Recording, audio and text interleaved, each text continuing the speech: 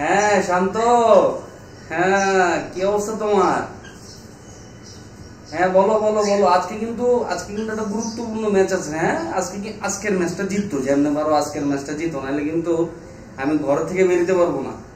তুমি যেভাবে ধরো ক্যাপ্টেন্সি করতেছো, এইভাবে ক্যাপ্টেন্সি চালায় যাও। এইভাবে ক্যাপ্টেন্সি করতে থাকলে মিনিমাম 2090 সালের মধ্যে আমরা বিশ্বকাপ জিতবো। আর বিশ্বকাপ জিতলে র্যালির আয়োজন করব, একটা পাস ডিজাইন করব, যে পাশে আমি থাকবো, তোমাদের ছবি থাকবে, হ্যাঁ আমার ছবিটা বড় করে থাকবে।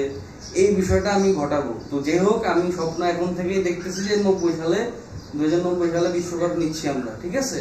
সমস্যা নাই, তুমি এভাবে খেলে যাও। এই যে হার বা জিতবা এটাই তো ব্যাপার। আর হ্যাঁ, চিন্তা করো না, প্রয়োজনে ইউএস এর সাথে আজকের ম্যাচটা হেরে যাও, অসুবিধা নেই। আরে এইসব সিরিজ, একটা দুইটা সিরিজ হারলে কিচ্ছু হয় না। সমালোচনা করবে, আবারও নেক্সট ম্যাচে জিতবা। জিম্বাবুয়ের লগে প্রয়োজনে হারছো না, একটা ম্যাচ হারছো না, কি হয়েছে? মহাভারত যুদ্ধ হয়ে গেছে? কিচ্ছু হয় না। এই সিরিজ হারবা, এরপরে সিরিজ হারবা, এই বিশ্বকাপে পুরো ফ্লপ যাও, অসুবিধা নাই। শান্ত, তোমার ক্যাপ্টেন্সি কোনোভাবেই মিস যাবে না। তুমি ক্যাপ্টেন থাকবা, তুমি বাংলাদেশের ক্যাপ্টেন, তুমি আগামী দিনের ভবিষ্যৎ, ঠিক আছে? সেই জোরে খেলা যাও। আর কি পিচের সমস্যা বলো কেন?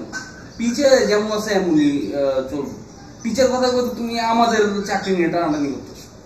হ্যাঁ, এক্সকিউজ দাও, ঠিক আছে, এক্সকিউজ দিবা, এক্সকিউজ লেগে ইয়া করবা। আর যাই হোক, আসলে বাংলার যে বাঘ, এই বাঘ তো আসলে লোকদের থাকতে যেতেছে না। মানুষ যেভাবে পারে আমাদের ট্রল করতেছে।